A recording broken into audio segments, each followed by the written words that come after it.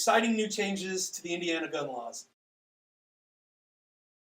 Hey everybody, Attorney Matt Crow's Marc Lopez Law Firm. With me I've got Zach Bailey, also with the Marc Lopez Law Firm. And we want to talk to you a little bit about some of the new changes to the Indiana gun laws. More specifically, effective July 1st, 2022, Indiana has abolished the need to get a license in order to carry a handgun. In other words, if you are a proper person and you can go to the store and buy a gun, you do not need a license anymore to carry that gun out in public, which is a vast difference from what it used to be prior to July 1st.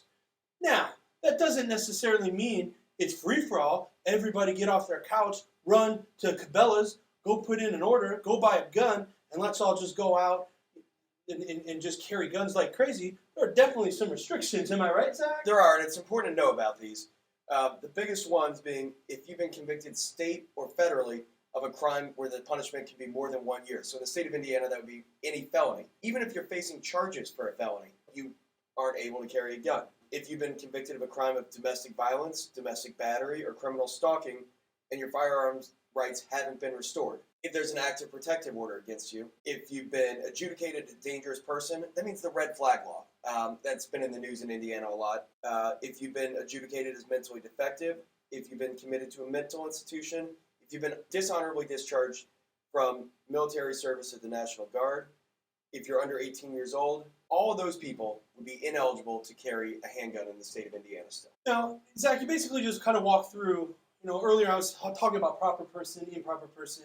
You basically just walked through some of the prohibitions or what would make somebody improper, am I right?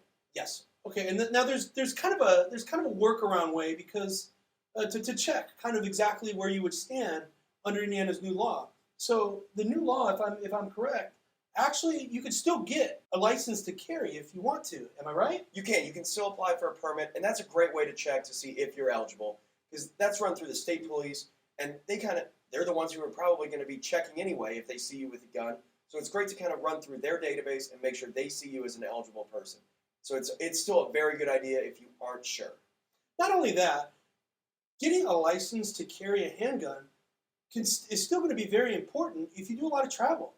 For example, I've got family in different states, and these states will recognize an Indiana license to carry. So just because Indiana abolished the need to have a handgun license to carry a handgun doesn't necessarily give carte blanche to anybody to drive around the United States. And if you get pulled over in a state that requires you carry a license, you can still get arrested in that state. You don't get to just say, well, I'm from Indiana, hold on.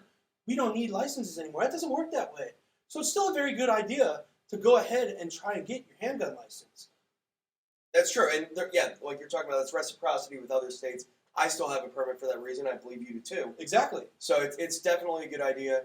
And if you have any questions about it, you can also give our office a call. It's one of the things we deal with, handgun issues. So give us a call with any questions you have about the process, about the new law, anything like that.